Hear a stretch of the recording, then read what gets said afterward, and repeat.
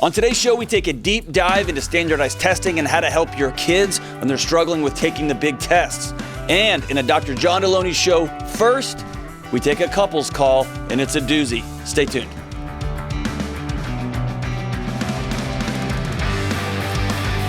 What is happening? This is John with the Dr. John Delony show. So glad you're with us. Hope you're doing well. Hope you're laughing some. If you're not laughing, put yourself in a position to laugh. Or if you're grieving, if things suck, make sure you got people around you. They'll just sit there with you and not give you stupid advice. We'll just sit there with you. So glad you're with us today. We got a special episode today, and so I'm glad you're here. If you want to be on this show, I would love to have you. Give us a call at 1-844-693-3291. It's 1-844-693-3291. Education, mental health, relationships, parents, boundaries, all of it. Whatever is going on in your life, coworkers that you're struggling with, bosses you're struggling, whatever is going on, give me a shout. Political issues? I don't know how much help I'll be on political issues. Somebody told me on the internet the other day I should keep my mouth shut about political issues. So yeah, let's do some more of those. That'd be fun. Whatever's going on. Or go to johndelony.com/show. And you can fill out the online form there. It goes to Kelly. If you call the number, 1-844-693-3291, you're going to leave a message. Let Kelly know what's going on. She'll check out the message, give you a call back, and we'll have you on the show. All right, so here's an email I get with some regularity. And so I want to take just a brief second at the beginning of the show to answer the email. The email I get is this. Delony, you talk a lot about beliefs versus values on your show. Can you give some examples of each? Yes. Let's take me and my wife, okay? Let's say that one of our values is to always make sure our kids know they're loved, right? One of our values is to connect with our children. This isn't at our house, but I'm just using us because it's easy. So my belief about connecting with, let's say, my son could be, I need to give him a list of things he needs to do. He needs to have some accomplishments. He needs to mow my yard. He needs to take out the trash. He needs to do these things. And then he'll know that men are valued by what they accomplish and achieve and what they do, right? I had one guy let me know once, it's not human being, it's human doing, right? I had another friend of mine, a close personal friend, that said, men are utilitarian, right? So I'm going to connect with him by teaching him to do things. And my wife may want to connect with him by asking him how his day went, by asking him, how'd you feel about today? What was some good stuff? What was some bad stuff? By hugging him, by looking him in the eye and letting him know that he's got value, right? We both share a value, which is letting our kids know we love them. We both share a value, which is we're going to connect with our kids. Our belief about how to do that is different. And that's why couples read parenting books. That's why they go to marriage counseling. That's why they talk to other people who have more kids than they do or have older kids than they do, have been through it, so that that value that they share, which is we want to love and connect with our kid, can be shaped by new beliefs. One of the most important values on earth is changing your beliefs, I think. Not always changing your values, but seeking to change beliefs. That's why you have mentors. That's why you read books. That's why you watch shows, right? That's why you listen to podcasts. Because you have a belief about the way things work, and somebody teaches you something new.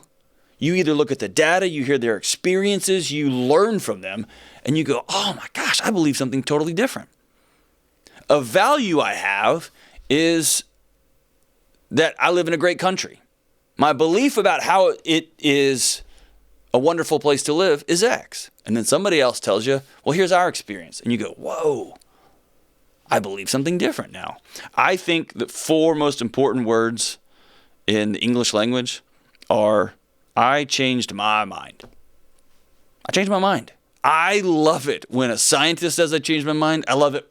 There's no such thing as a politician that's ever said I changed my mind. I would love that if it ever happened. I love it when my wife says she changed her mind. I love it when my friends say they changed their mind. I love it. It's a personal thing that I love when I find out oh my gosh, I changed my mind. I have a different belief about this now. What I want to hang on tight, to is my values. It takes a lot to shift my values because my values are usually pretty simple. Mutual respect and dignity, right? Honor my wife, honor my children, right? Be accountable, do excellent work, right? Be a person of faith. I want to hang on to those things. I want my beliefs to shift, right? One more thing, I work here with Dave Ramsey. We share the same value. We love people. And behind closed doors, I haven't met few people who love human beings more than Dave Ramsey. A belief that we share is different, that I might say, I value that person so much, and the best way I can show them I value them is to be really quiet and to listen.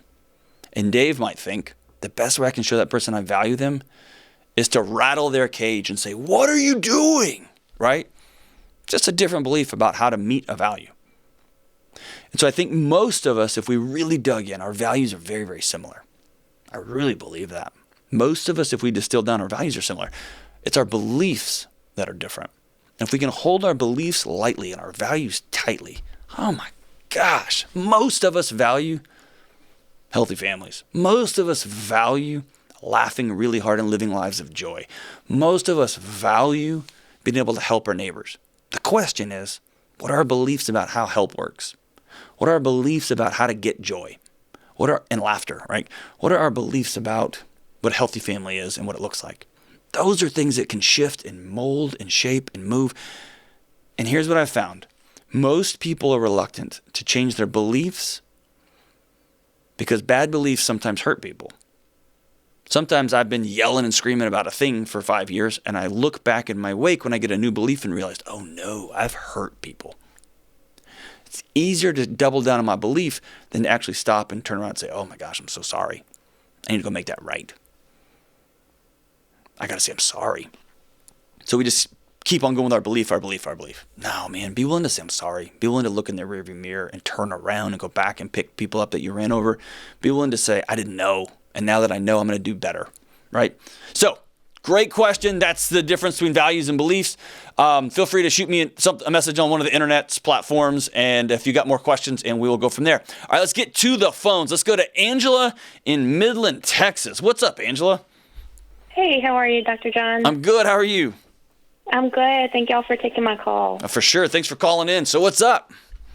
So I have a question about my kiddo. This week is star testing. And, God, you just gave me the every parent's feeling. For those of you who don't know, the STAR testing is the Texas standardized tests.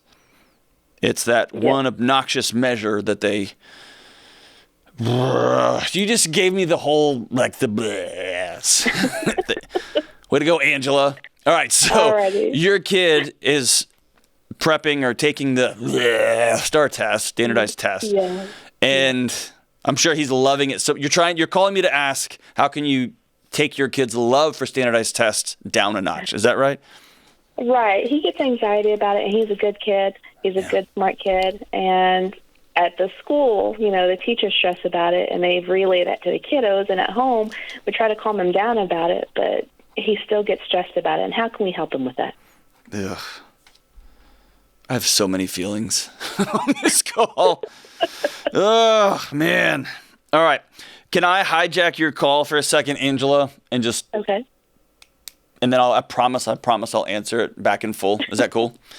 That's perfect. Okay. Here's the thing.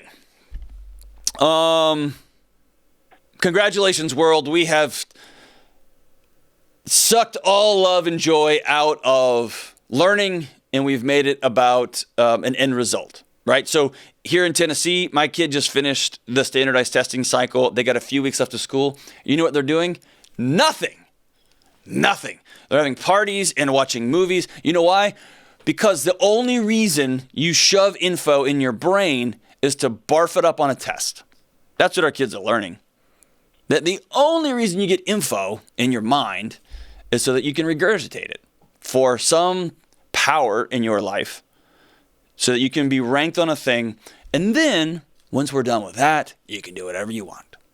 Just let's eat cupcakes and run around like maniacs and watch movies and whatever, right?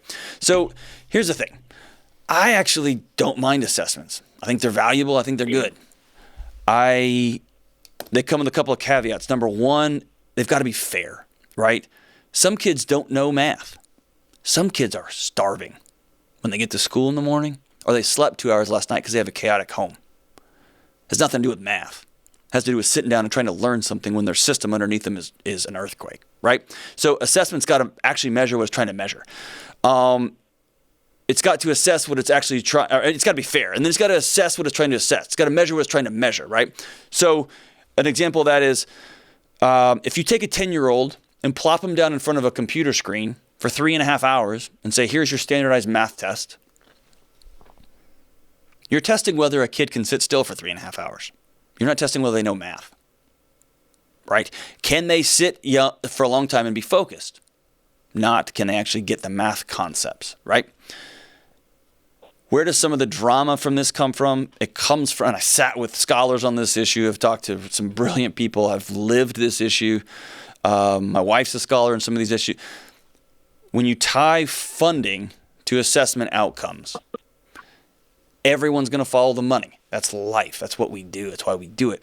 Now there's an economic incentive to drill and kill.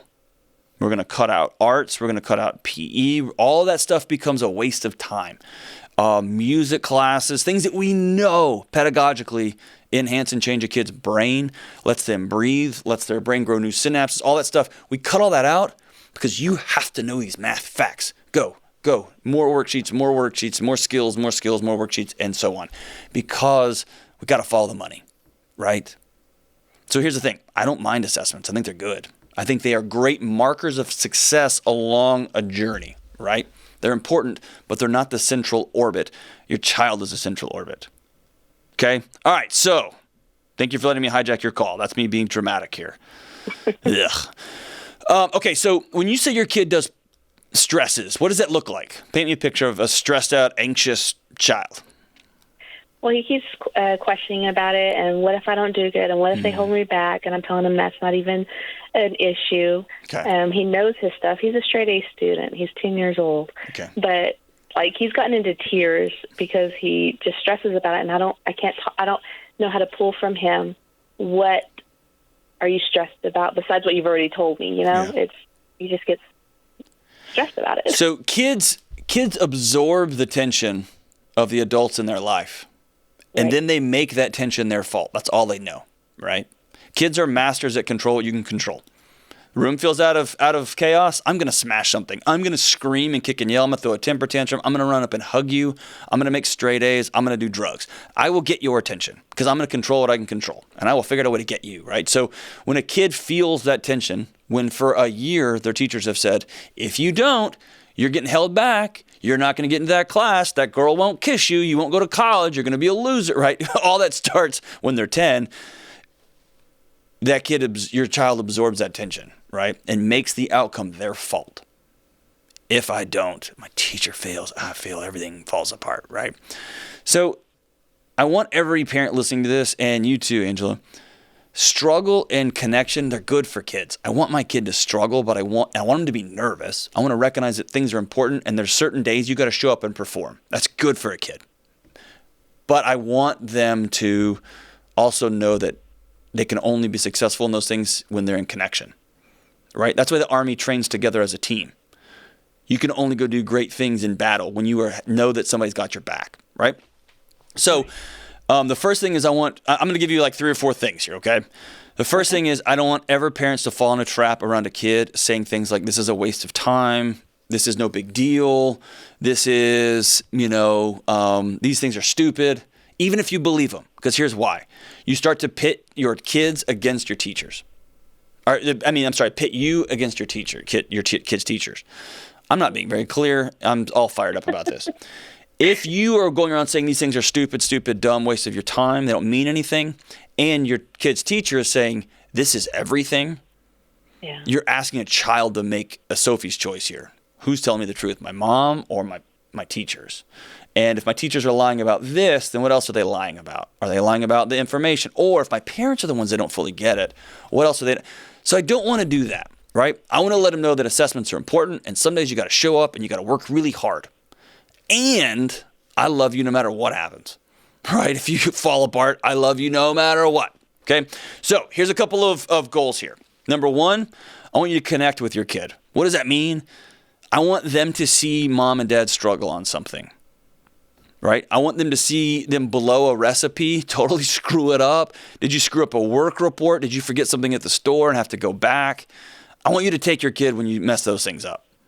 Let them know there's a thing I needed to do and I blew it. I'm totally messed up, right? And then I want you to connect outside of the classroom success with inside of the classroom success, right? So that's number two is I want you to, when he does something awesome in soccer, and you probably already do this stuff, or when he works really hard to figure out how to take the trash can out and he's too short to take the trash can out and he figures out how to get it out, that's when you say, hey, look, you do hard things. And I want you to build a culture of catching him doing hard things and calling him out. Man, you figured out how to get the lawnmower started. You do hard stuff. You figure out hard things, because then that language comes in handy a year later when they sit down to take tests. And you can say, hey, you do hard things. And use the same language, and all of a sudden that pattern runs through your child's mind and they stand up a little bit taller. Because they've got evidence, not of when they failed, but wow. So when you tell a kid, hey, you make straight A's, you don't have to worry about this. No, they're being told every day, you better worry. You better worry. Mm-hmm. And so for the year, every time they get straight A's, not, we knew you could do it, or you're really smart, but you worked hard for this, huh? Or you didn't have to work hard for this one, and you still managed to get an A. Is that right? I want to teach them about hard work. I want to teach them about effort. Because if we focus on the process, the outcomes will take care of themselves, right? And so then I want to teach them strategies, right? What does it look like when his little sister's driving him bananas and you pull him aside and say, hey, take a breath, a deep breath. Again, we are building pictures of things that we can use later on when they're going to have test anxiety, or when he becomes a teenager and he has relationship anxiety, or when he gets his heart broken by some evil girl and he has a reservoir now. Hey, you can do hard things. This really stinks, but you got to get up this morning. You got to go to school. He's got a lifetime of mom pointing out to him, man, you can do hard things, right? So I want to build this whole an ecosystem where he knows struggle's good, mom fails, dad falls down sometimes too, and they get themselves back up, and it's not the end of the world. I can do hard things, and my mom and dad point it out and call it out all the time. And then when it gets to this end thing, mom and teacher are in concert with one another, right? And then here's the most important one. No matter what, I'm loved. No matter what. And if we wait until hard things show up, like, honey, we will love you, whatever, if they don't get that message in other places. So if, honey, we will love you no matter what. Why'd you gotta swing like this? You know, if they get different messages on a ball field, or they get different messages at the dinner table, if they hear us talk about dad, like, God, your dad's a moron. What an idiot. And I'm not saying you do this, Angela, right? Or if dads are talking bad about mom, kids understand there's a point when mom and dad don't love each other anymore. There's a point when mom and dad don't like each other. And it usually comes on the back of a bad performance. Or there's moments when dad doesn't think I did a great job playing basketball, little league, or whatever the thing is. So I want to build an ecosystem where my kid knows no matter what. So I'm telling you, Angela, this is really, really hard for me, because my kid's got a lot of tools to be a great little league player, and he doesn't really care. He just likes running around with his buddies. And we will work on something in the front yard. We'll have fun. And, man, he will be smashing the baseball. And then he'll get up in a game. It looks like I don't know what. He just stands in a whole new way. He's just making it up as he goes. And he'll strike out, and he'll just jog back to the dugout. Like, hey, everybody. And, man, when he gets done, my first thing is like, dude, why didn't you stand the way we practiced for hours and hours? And I've had to train myself.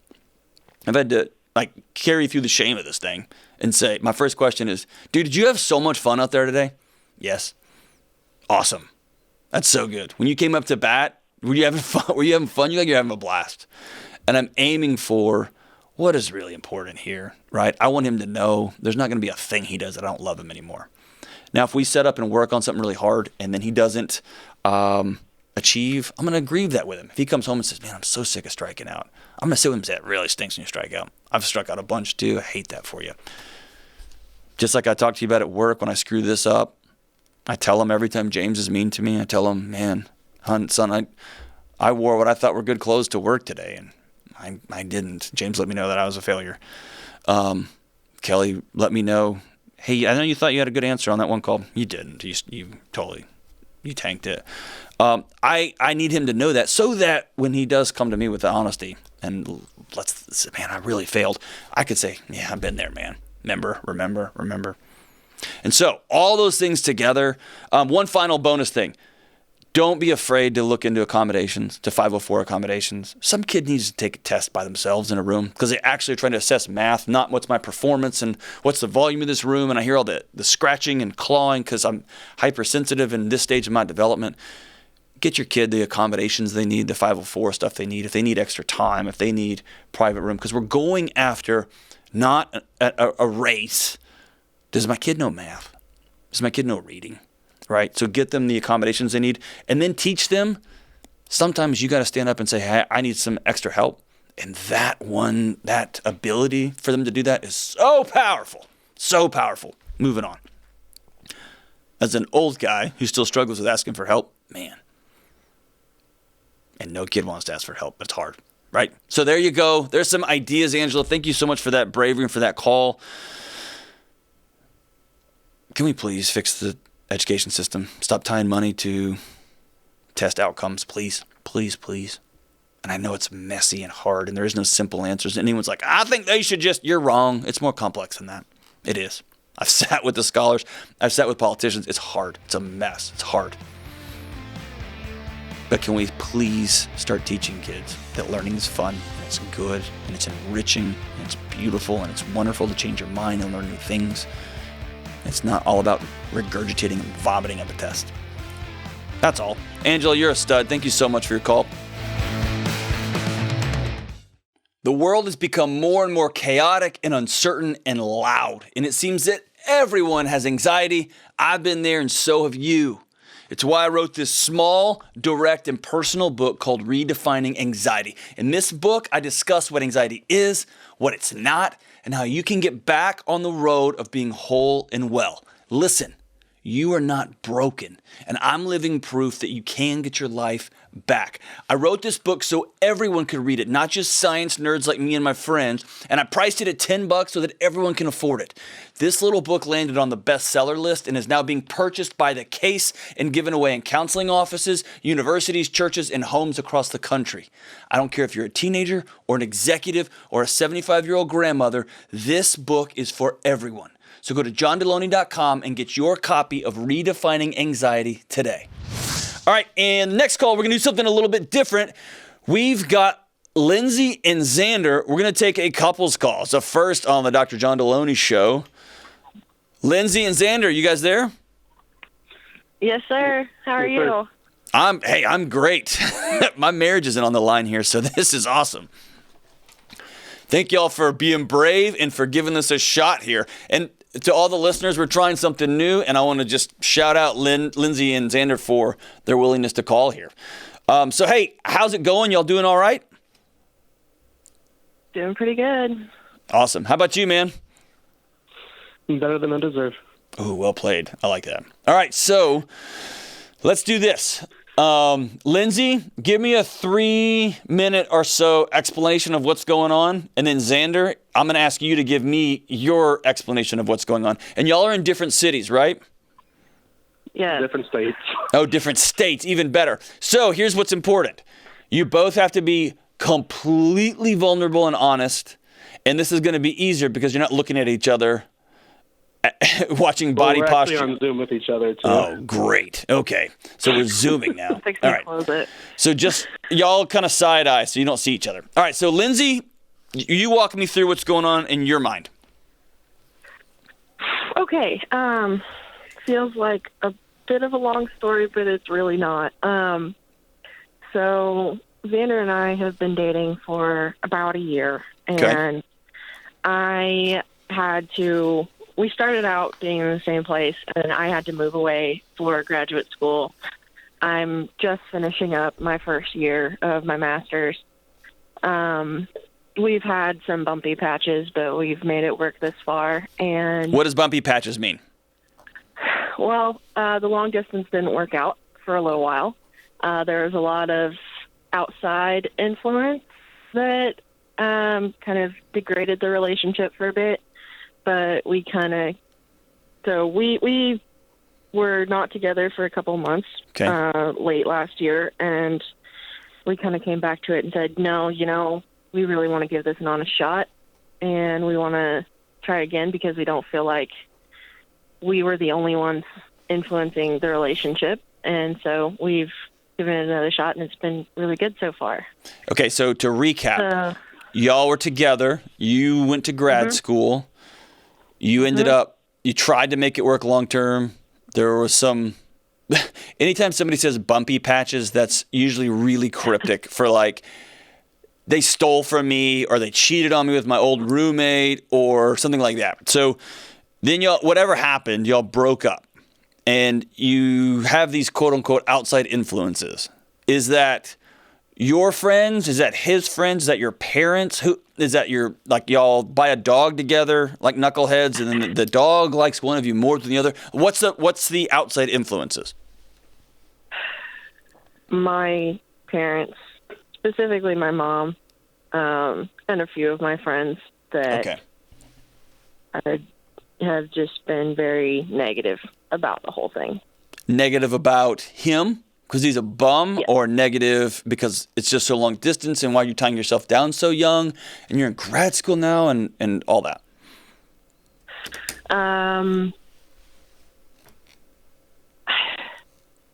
Negative because they seem to think that Xander is controlling and manipulative and not a good person, and we come from very different backgrounds, and my family is not supportive of that at all, and just that they think we don't have very much in common, and that he's a bad influence, and all of these things that I don't believe are true at all. Okay. But they're very loud about it. So that's always my first question when someone says, my friends think he's controlling and manipulative. My first question is always, well, is he? And so you're saying, no, he's a great influence on you. He's not controlling or manipulative. And he seeks the best for you. Yes. Okay, awesome. And by the way, I didn't ask that. Y'all married, engaged? Where are you relationally? We're talking about getting engaged. Okay. So how long have you been dating, including the breakup? It was a year in March. Okay. All right. So have you said I love you yet? Oh, yes. Ew.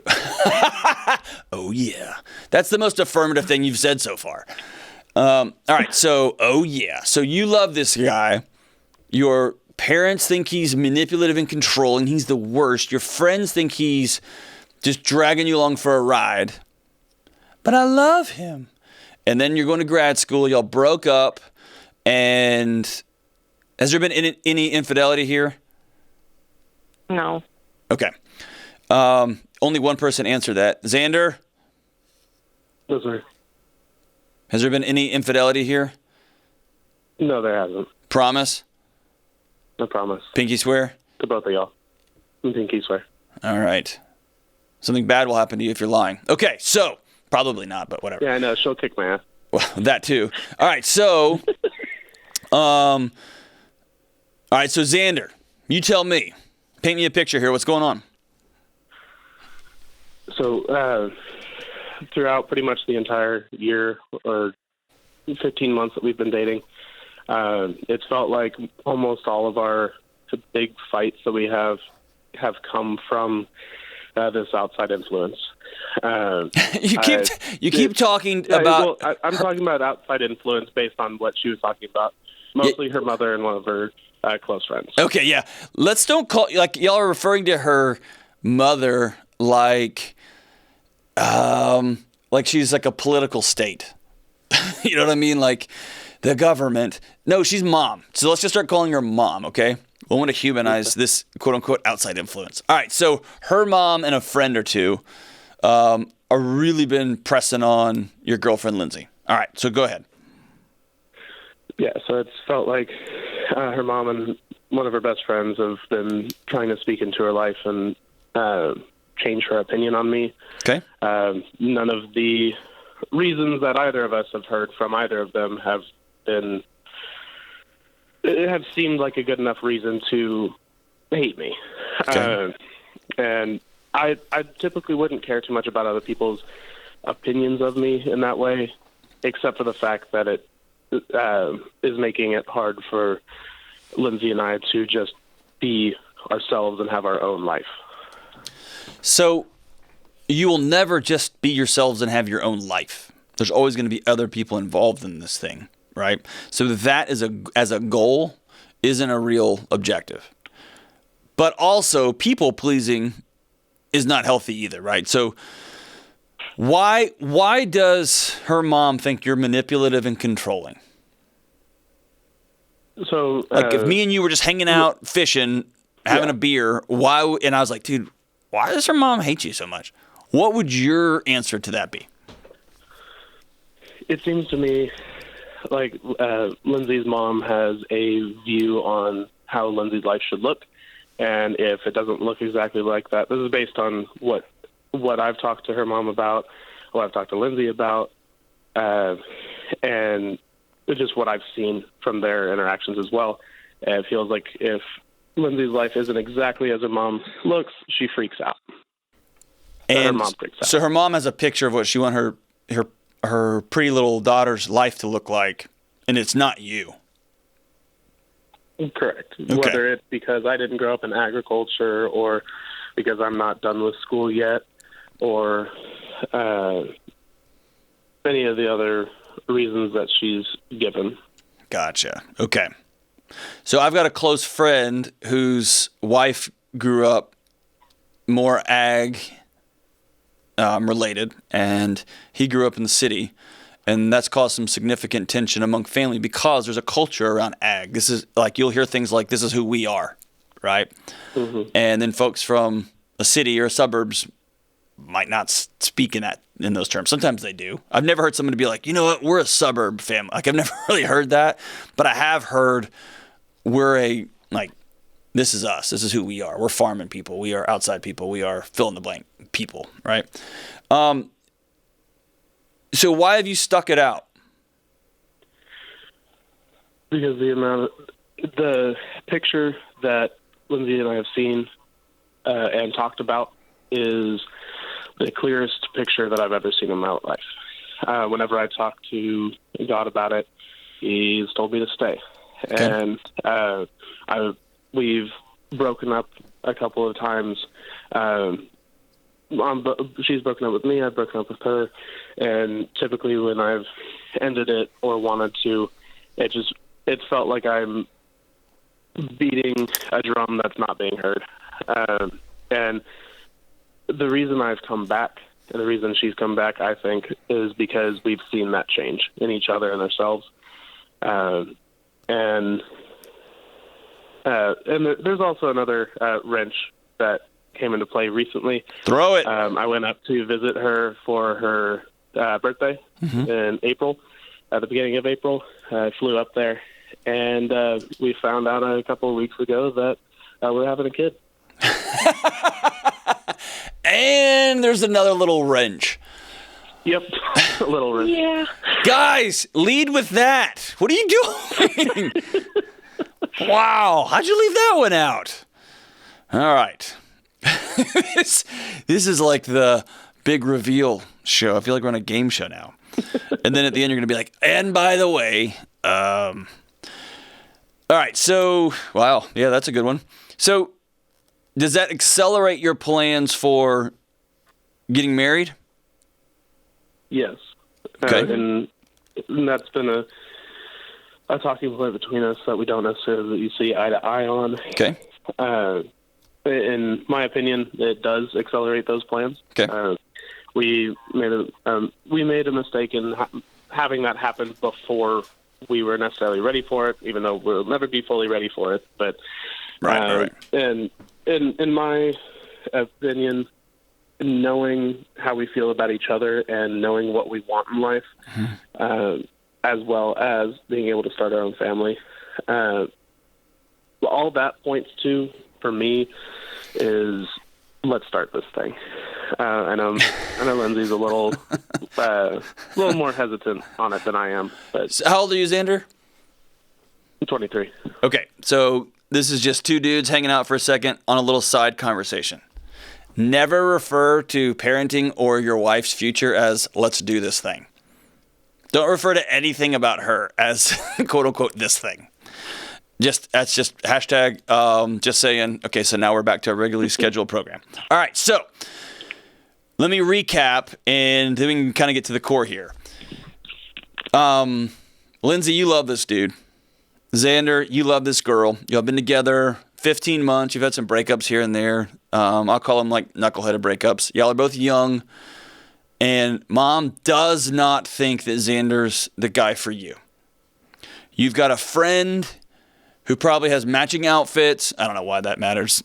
All my friends have matching outfits. I just I wanted to say something mean about your friend without saying it too mean. She doesn't like him either. And I was going to say she has sparkly things on her boots or whatever. So she doesn't like him. And you're in grad school. He's finishing his undergrad degree. And surprise, now you're having a baby. So I guess the drum roll, please. How can I help? I guess what it boils down to, what we both want is how do we make sure that we are making the right choices for our little family that we've now started? How do we know that what we're deciding to do is the right thing for us without everybody else trying to speak into it and tell us what we need to be doing with our kid? Oh, man. Okay, that's $1 million question. That's a great question. So I'm going to give you the good news and the bad news at the same time. Okay. How do you know what you're doing is right? You don't. But you will always know, if you do it together, that you'll be there with each other.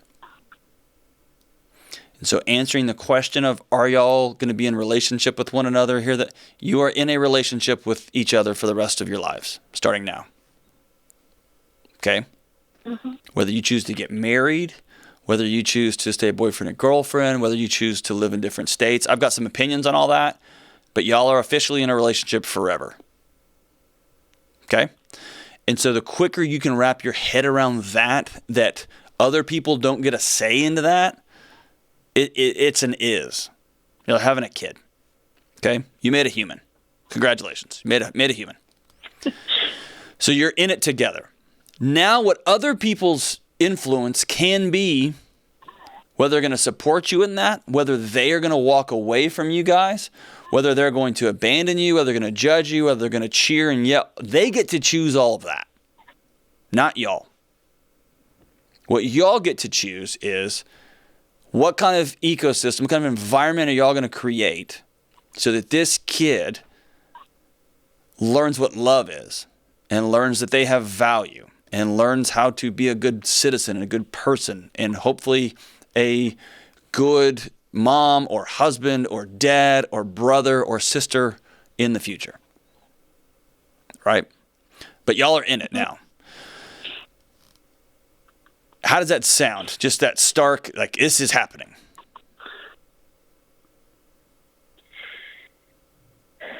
Lindsay, why is that making you cry?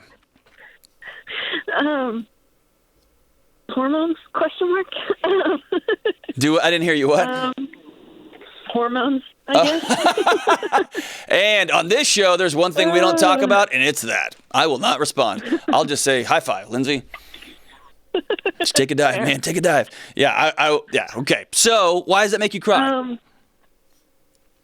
I guess it just kind of, it's comforting to know that I'm not doing this by myself, that I have a partner in Xander. Awesome. And that we get to do this, raise this kid together. Yeah. So Xander, when you hear that the idea that you're in this too gives her peace, how do you feel? That makes me really happy. Awesome. Especially with everything that's been going on. I just want her to have peace and feel safe. Okay. So here's a couple of quick points of clarification. You're in grad school. How long's your program, Lindsay? 2 years. And you just finished year one? Mm-hmm. Okay. Are you going to stay in that state that you're in, or are you going to move back? That depends on where I get a job after school. Awesome. So, Xander, are you still an undergrad, right? What year are you? So I did 2 years of mechanical engineering. I had a lot of issues with my mindset and who I was at that time. Don't care about any of that. Where are you headed? I don't care where you've been. Where are you headed? Right now, the plan for me is to get Lindsay through the rest of her grad school, make sure our kid's safe and happy and healthy, and then we'll finish mine. I love it. My mechanical engineering. Those do not have to be mutually exclusive. I do think with the amount of money that we're able to make right now, it seems like really one of the only ways to do it financially. Okay. So if I'm you, I'll let you. I think there's ways to do it, but I will. That's for a different phone call. The most important thing is that you've got your priorities straight, and so I'm high-fiving you. Okay. If I'm you, I am, the second this semester is over, I am moving to wherever she is. Yep. Right? I'm going to get the cheapest, comically crappy apartment I can, and I'm going to start working 17 jobs. Right? Yeah, I have a job interview lined up this afternoon, a video interview set up for... Outstanding. High five, okay? You're doing it right. Now, have y'all told Mom yet?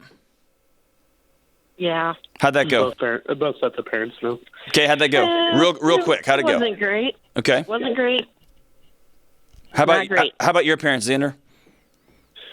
My parents are very supportive of us. They're obviously a little disappointed that this happened before we were done with school, but sure. They know that they can't do anything about it. No one can other than give us and our kid the best environment moving forward. Awesome.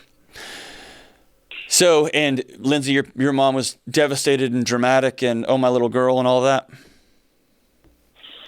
Yeah, for a while. It's getting better now. Awesome. Incrementally. So that's been my experience, that the closer she comes to getting to hold her grandbaby, the more she begins to soften. The more your boundaries are firm and strong, and this is what me and Xander are going to do for our kid. This is what this is going to look like. The more she will come around to it. Or she'll opt out. But most of the time, people opt in. And man, when she sees that grandkid, things melt. Or she turns bananas. Who knows?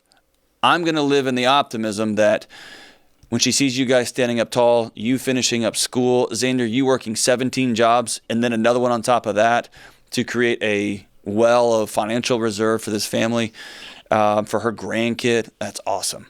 That is fantastic. Here's what you should not expect going forward. You should not expect to be left alone. You're going to get so much stupid, dumb, obnoxious, ridiculous, unasked for advice over the next year and a half, 2 years, okay? Most of the time, that's people trying to love you the best they know how. They're just trying, okay?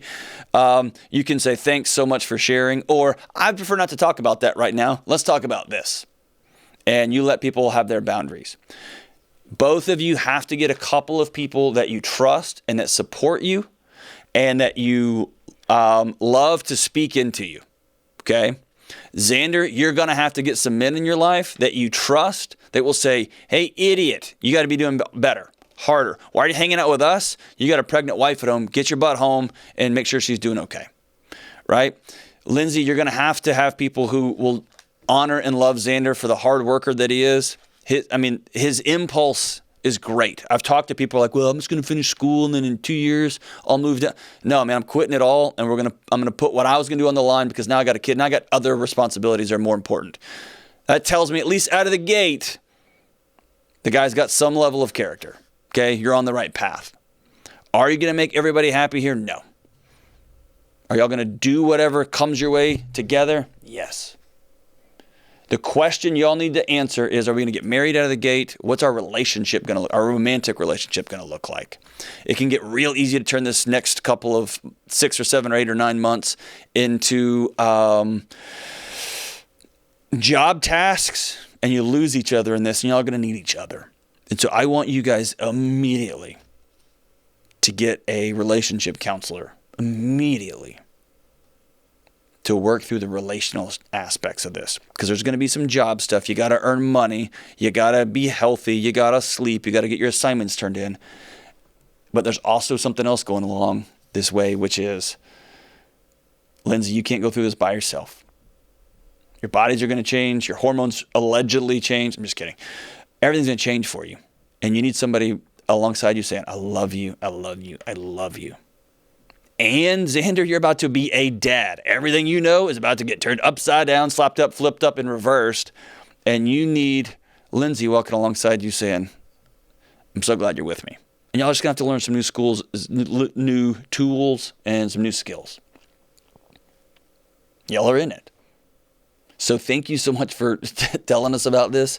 I think y'all are on the right track. I think you're doing the right things. I'm proud of you guys for saying, okay, this happened. Now what's next? And Xander, I don't want you to ever forget that the moment Lindsay heard Xander's all in, she wept publicly. And Lindsay, I don't want you to forget that Xander said, all right, everything stops. I'm all in. I'm all in. We would have done it in a different order if we'd planned it that way, but we didn't. It happened. And so here we go. I'm going to recommend, man, y'all been together a year. You said you love him. He's your guy. You said you love her. She's your guy. I'd recommend y'all get married, but I want y'all to meet with somebody and go through that process. Make sure y'all are all on the same page relationally. Okay? Best of luck to you. Let us know after the baby's born how we can cheer you guys on. And if you got a photo or something, send it to us and we'll show everybody the picture after baby's born. Grandparents, mothers-in-law, when you find out that you're about to have an unplanned grandkid, you got 2 choices. To grieve the fact that your picture is going to be different and then be all in on that kid, all in on your kid. You remember how lonely it was when you were pregnant. Or all in on that grandkid. Or you can grieve that your picture is going to be different. You can throw a temper tantrum and starve that new grandkid of their grandparents. Starve your child of the season they need their parents the most. Right? And you get to lecture, by the way. Kids, get over yourselves. Let your parents lecture you and give you advice. That's just what they do. That's cool. But guys, rally around each other. We're all in it together. Okay? Thank you so much for the call, Lindsay and Xander. We're high-fiving you. Make good choices. Stay in school. Don't do drugs, all that after school special stuff. Good job. All right. We wrap up today's show. This song is for you, Xander. Just imagine Lindsay singing it to you. It's off the 1999 record Fan Mail. It's from TLC, and the song's called No Scrubs, and it goes like this. Uh-oh.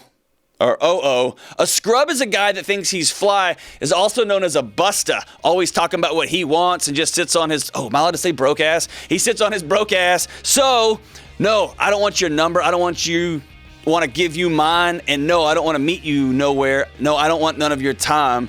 No, I don't want no scrub. Xander, she just wants you. She just wants you. Hiding out the passenger side of his best friend's ride, trying to holler at me. Lindsay don't want no scrub, Xander. Finish the semester and get to moving. This has been the Dr. John Delony Show.